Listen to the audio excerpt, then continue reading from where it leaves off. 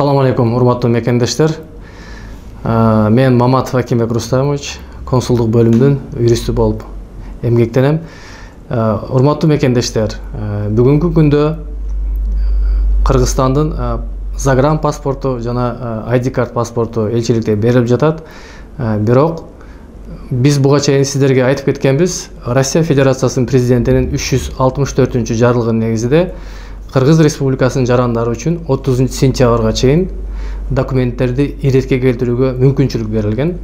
Ошол себептен, эгер сиз документти жоготкон болсоңуз, эгер убакыты аз болсо, тез убакыттын ичинде биз сиздерге сунуш кылабыз. Кыргызстанга чыгып, Кыргызстандан жаңы паспорт алып, официалдуу түрдө кайра келип, документтердин баарын иретке келтирип, ушул жерде легалдуу түрдө иштеп кетүүңүздөргө сунуш кылмакпыз. Ал эми эскертип кетчү нерсе, паспорт бир гана Кыргызстанда жасалат. Бул жерде тез жасап бере турган биздин элчиликтин мүмкүнчүлүгүбүз жок. Ошон үчүн эгер убакытыңыздар аз болсо, Кыргызстанга барып, Кыргызстанда тез ала турган мүмкүнчүлүгү бар. 2 күн, 3 күндө жасап берет. Ошол себептен Кыргызстанга барып, анан дагы бир белгилеп кетчү нерсе, айдоочулук күбөлүктү жоготкон болсоңуз, айдоочулук күбөлүк бир гана тилекке каршы азыркы күндө Кыргыз Республикасында гана берилип жатат. Элчиликте азырынча айдоочулук күбөлүк жасалбайт.